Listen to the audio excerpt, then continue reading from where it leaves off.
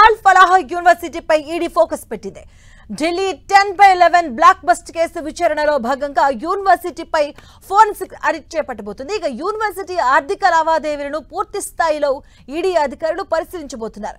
పేలుళ్లకు సంబంధం ఉన్న ఫండింగ్ లింకులు ఏమైనా ఉన్నాయా అనే దానిపై దర్యాప్తు చేయబోతున్నారు. ఇతర నిఘా సంస్థలు కూడా టెర్రర్ ఫండింగ్ కోణంలో విచారణ చేపట్టబోతున్నట్టుగా సమాచారం. యూనివర్సిటీ ఆర్థిక వ్యవహారాల్లో అనుమానాస్పద లావాదేవీలు ఏమైనా ఉన్నాయన్న అనుమానంతో ఈడీ అధికారులు సోదాలు నిర్వహించనున్నారు.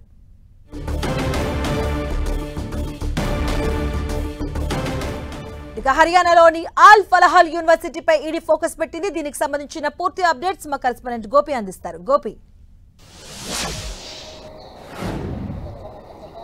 పదవి ఢిల్లీ ఏదైతే లాల్ కిల్లా వద్ద జరిగిన కారు బ్లాస్ట్కి సంబంధించి అల్ ఫలాహ్ యూనివర్సిటీ పైనే ప్రస్తుతం దేశవ్యాప్తంగా కూడా చర్చ జరుగుతోంది. అయితే అల్ ఫలాహ్ యూనివర్సిటీలో అధ్యాపకులుగా పనిచేస్తున్న డాక్టర్లే ఈ యొక్క ఉగ్రవాద కార్యకలాపాల్లో కీలకంగా మారడంతో అసలు ఆ యూనివర్సిటీలో ఏం జరుగుతుందన్న దానిపైన కూడా ప్రస్తుతం అనేక దర్యాప్తు సంస్థలు ఫోకస్ చేయడం జరిగింది. ఇప్పటికే ఎన్ఐఏ అల్ ఫలాహ్ కళాశాల ప్రాంగణంలో ఉన్న ప్రతి అంశాన్ని కూడా క్షుణ్ణంగా పరిశీలించడం జరిగింది.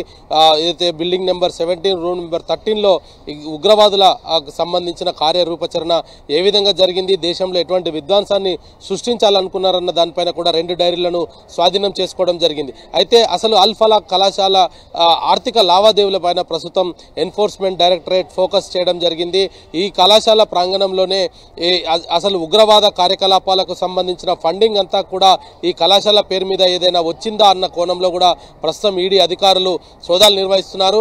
అల్ ఫలాహ్ కళాశాలకు సంబంధించి ఫండింగ్ ఏ విధంగా జరుగుతుంది, ఇటు విద్యార్థులకు సంబంధించిన అకౌంట్స్ ఎందులోకి వస్తున్నాయి, అదేవిధంగా అధ్యాపకుల శాలరీస్ ఏ విధంగా చెల్లిస్తున్నారు, కళాశాల ఏ విధంగా రన్ అవుతుందన్న దానిపైన కూడా ప్రస్తుతం ఈడీ ఫోకస్ చేయడం జరిగింది.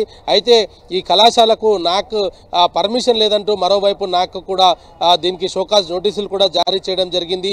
ఈ యొక్క అధికారిక వెబ్సైట్లో అల్ ఫలాహ్ కళాశాల నాక్ గుర్తింపులో ఏ గ్రేడ్గా తమ ఈ యొక్క యూనివర్సిటీ ఉంది అనేది కూడా అధికారిక వెబ్సైట్లో పొందుపరిచిన నేపథ్యంలో వీటిపైన నాక్ షోకాజ్ నోటీసు జారీ చేయడం జరిగింది. అసలు అల్ ఫలాహ్ కళాశాలకు పర్మిషన్స్ లేవు అనేది కూడా నాక్ చెప్తూ ఉంది. మరి ఇటువంటి కళాశాలకు పర్మిషన్స్ లేకపోయినా ఇటు ఇంజనీరింగ్లను అదేవిధంగా డాక్టర్లను ఏ విధంగా కళాశాల తయారు చేస్తుంది, దానికి సంబంధించిన ఫండింగ్స్ ఏ విధంగా ఉండబోతున్నాయి, వాళ్ళకు ఎటువంటి సోర్స్ నుంచి ఫండ్స్ వస్తున్నాయి అన్న దానిపైన ప్రస్తుతం ఈడీ అధికారులు దృష్టి సారించడం జరిగింది. అయితే ఈ యొక్క ఫండ్స్కి సంబంధించి ప్రధానంగా చూసుకుంటే ఇటు ఈ నాక్ చెప్తున్న విషయాలను అదేవిధంగా ఈడీ అధికారులు ప్రస్తుతం జరుపుతున్న సోదాలు ఈ రెండింటినీ కనుక గమనిస్తే కనుక చాలా స్పష్టంగా ఒక విషయం అయితే అర్థమవుతుంది. ఈ కళాశాలనే పూర్తిగా తప్పుడు కళాశాల అనేది మాత్రం చాలా స్పష్టంగా అర్థమవుతుంది. ఎందుకంటే గతంలో కూడా ఈ యొక్క నాక్ ఏదైతే ఈ అల్ ఫలాహ్ కళాశాలకు సంబంధించిన వైస్ ఛాన్సలర్ జమ్మూ కాశ్మీర్లో వేరే కళాశాలలో పనిచేస్తున్న సమయంలోనే అతను ఇల్లీగల్గా కొన్ని కార్యకలాపాలు చేసినందుకు అతన్ని అరెస్ట్ చేసి కొన్ని నెలల పాటు కూడా జైల్లో ఉంచారు అనేది కూడా ప్రస్తుతం మనకు కొంత సమాచారం అందుతుంది. సో ఇటువంటి నేపథ్యంలో ఈ కళాశాలకు సంబంధించిన ఫండింగ్స్ ఎక్కడి నుంచి వస్తున్నాయి, ఈ యొక్క నిన్న ఎర్రకోట వద్ద జరిగిన బ్లాస్టింగ్కు సంబంధించి ఫండ్స్ కావచ్చు, భారీ ఎత్తున కూడా మందుగుండి సామాగ్రిని వీళ్ళు కొనుగోలు చేశారు, దానికి సంబంధించి కూడా డబ్బులు ఎక్కడి నుంచి వీళ్ళు వచ్చాయి, ఇటు జైషే మహమ్మద్ తీవ్రవాద సంస్థ ఇప్పటికే దీని వెనకాల ఉంది నడిపిస్తుంది అని తెలిసిన సమయంలో మరి ఈ ఉగ్రవాద సంస్థ ఏదైనా ఈ కళాశాల పేరు మీద ఫండ్స్ ఇస్తుందా లేదా ఇతర మార్గాల ద్వారా విదేశీయుల నుంచి ఏదైనా ఫండ్ ఈ కళాశాలకు వస్తుందన్న దానిపైన కూడా ప్రస్తుతం ఈడీ అధికారులు అయితే ఇన్వెస్టిగేషన్ చేస్తున్నారు. అయితే అనేక అంశాలను దీంట్లో మనం గమనించవచ్చు. ఈ అల్ ఫలాహ్ కళాశాలలో అధ్యాపకులుగా పనిచేసిన వాళ్ళు కావచ్చు, విద్యార్థులుగా ఉన్న వాళ్ళు కావచ్చు, ఈ తీవ్రవాదం వైపు మొగ్గు చూపడానికి కళాశాలలో ఉన్న మసీదుకు సంబంధించిన మత గురువు చాలా కీలకంగా వ్యవహరించారు.